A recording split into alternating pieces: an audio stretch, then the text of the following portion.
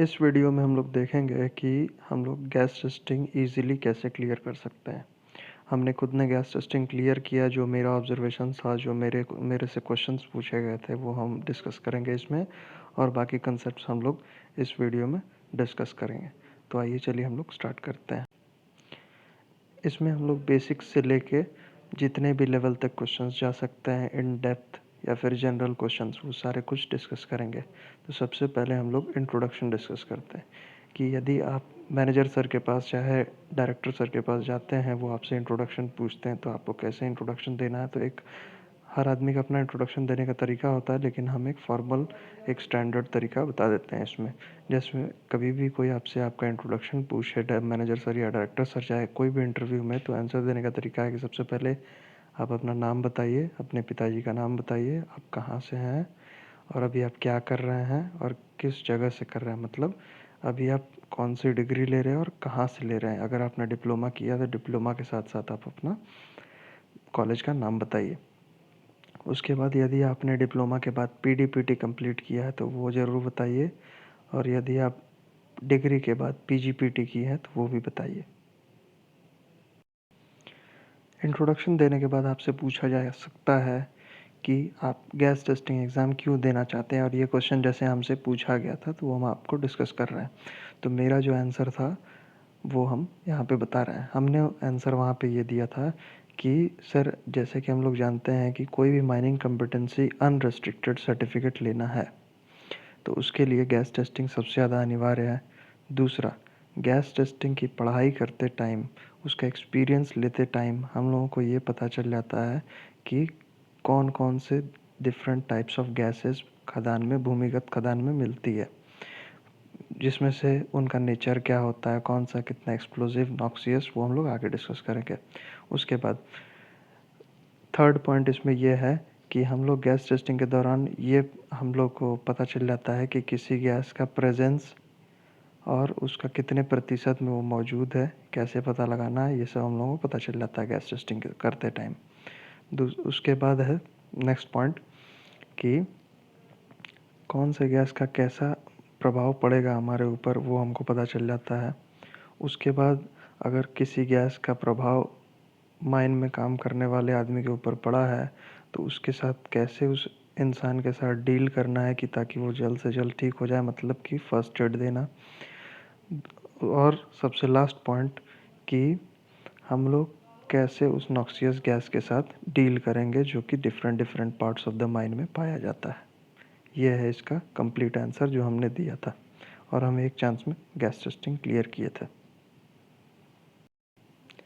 बढ़ते हैं हमारे अगले क्वेश्चन की तरफ, जिसमें हमसे पूछा जा सकता है कि आप गैस को डिफ़ाइन करें। तो गैस को डिफ़ाइन हम लोग ऐसे कर सकते हैं कि gas is the state of matter which has no fixed shape, size, volume. Gas एक मैटर है जिसका कोई भी स्टेट ऑफ मैटर है जिसका कोई भी शेप, कोई भी साइज़ या फिर वॉल्यूम फिक्स्ड नहीं होता है।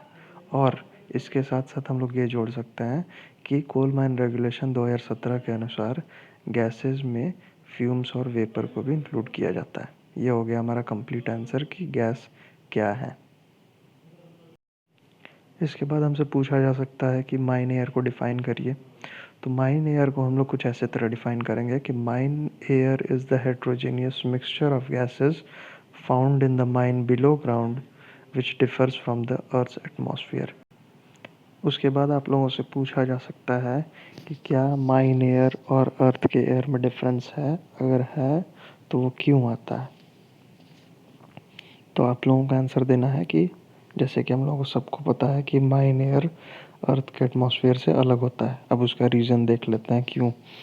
क्योंकि जैसे हम लोग जानते हैं कि अर्थ का जो सरफेस से जो हवा अंदर जाता है भूमिगत खदान के किसी भी भाग में, तो वो डिफरेंट डिफरेंट कॉलम से पास होके जाता है, और इसमें बहुत सारे चेंजेस आते हैं। क्यों आते हैं वो अभी हम लोग देखते हैं। जैसे कि हम लोगों का जैसे जैसे माइन वर्किंग प्रोसीड करता है आगे की तरफ, तो जो भी छिद्र में कोयले की छिद्र में मीथेन गैस या कोई भी गैसेस ट्रैप्ड है, जनरली मीथेन गैसेस ही ट्रैप्ड होती हैं, तो वो सब निकल के बाहर आ जाती हैं।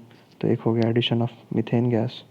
दूसरा, कार्बन डाइऑक्साइड अब आदमी उसमें काम कर रहा है, कहीं मशीन चल रहा है, कहीं पर स्पॉन्टेनियस हीटिंग हो रहा है, तो इन सब के कारण ऑक्सीजन का एब्जॉर्प्शन होता है और ज़्यादातर CO2 ही निकलता है, तो इसके कारण जो है CO2 का एडिशन होगा। उसके बाद अगर कहीं माइन में स्पॉन्टेनियस हीटिंग है तो उसके कारण भी गैसेस का एडिशन होगा। उसके बाद कभी कभी क्या होता है कि गैस ब्लोअर या आउटबर्स्ट के फॉर्म में गैसेस निकल आती हैं, चाहे वो मीथेन का गैस ब्लोअर हो चाहे किसी का भी, जनरली मीथेन का ही मिलता है कोल माइंस में। और लास्ट है कि ब्लास्टिंग या फिर कंटिन्यूस कटिंग से डस्ट वगैरह जनरेट होता है। तो ये सब चीज़ का एडिशन वो जो प्योर एयर जिसको हम लोग कह रहे हैं, जो अर्थ से आया है खदान में, उसमें हो जाता है, जिसके कारण माइन एयर इम्प्योर हो जाती है और इसी कारण से माइन की हवा सरफेस की हवा से अलग हो जाती है। यहाँ पर हमने एक टेबल बनाया है जिससे हम लोग एक डिफरेंशिएशन क्रिएट करके समझ सकें कि कैसे माइन एयर और अर्थ का एयर डिफ़र करता है एक दूसरे से। एक कॉलम में हमने गैस लिया है, एक में परसेंटेज ऑफ गैस इन अर्थ का एयर और एक में परसेंटेज इन माइन एयर। ठीक है, तो सबसे पहले नाइट्रोजन की बात करते हैं। जैसे हम लोग सबको ही जानते हैं कि नाइट्रोजन अर्थ में 78.09% पाया जाता है, जो कि माइन एयर में भी मोस्टली अनचेंज्ड ही रहता है। ऑक्सीजन मिलता है 20.93%, लेकिन खदान में बहुत सारी ऐसे क्रियाएं होती हैं जैसे फ्लेम सेफ्टी लैम्प का जलना, मनुष्य का सांस लेना, मशीन चलना, ब्लास्टिंग, अगर स्पॉन्टेनियस हीटिंग कहीं हो रहा है तो वो, ये सारे चीज़ ऑक्सीजन कंज्यूम करते हैं, जिसके कारण ऑक्सीजन हमारा 20.93 से कुछ कम हो जाता है। लेकिन चूंकि हम लोग वेंटिलेशन इतना देते हैं कि बाई रेगुलेशन 19% से जो कम ऑक्सीजन नहीं होना चाहिए उतना रहता है, इसीलिए 20.93 से कम रहता है, लेकिन 19% से ज़्यादा ऑक्सीजन मौजूद रहता है माइन एयर में। उसके बाद कार्बन डाइऑक्साइड की बात करते हैं तो अर्थ के एटमॉस्फेयर में 0.03% कार्बन डाइऑक्साइड रहता है, लेकिन बहुत सारी क्रियाएं के कारण 0.3% से कुछ ज़्यादा हो जाता है, बट 0.5 से हम लोग कम ही रखते हैं।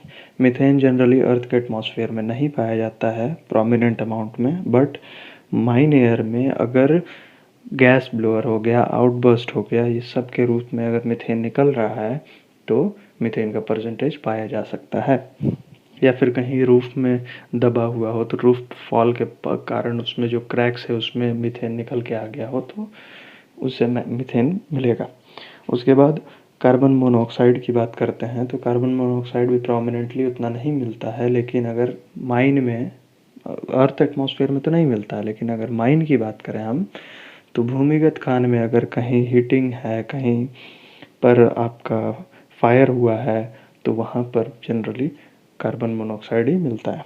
उसके बाद बाकी रेयर गैसेस की बात करें तो वो मोर और लेस चेंज नहीं होती हैं माइन एयर में भी और अर्थ के एटमॉस्फेयर में भी, लेकिन माइन एयर में अगर स्पेशल केसेस ले लें कि जैसे अगर खदान में कभी विस्फोट हुआ हो तो उस केस में फॉर एग्जांपल रेयर गैसेस में एक हाइड्रोजन हम लोग लेते हैं तो हाइड्रोजन का चेंजेस देखने को हमको मिलता है, तो इसीलिए स्पेशल केस में ही वेरिएशन आएगा, नहीं तो ऐसे वेरिएशन नहीं आता है। आई होप ये वीडियो हेल्प करेगा आप लोगों को और अच्छे से आप लोगों को समझ में आ गया होगा। Thank you.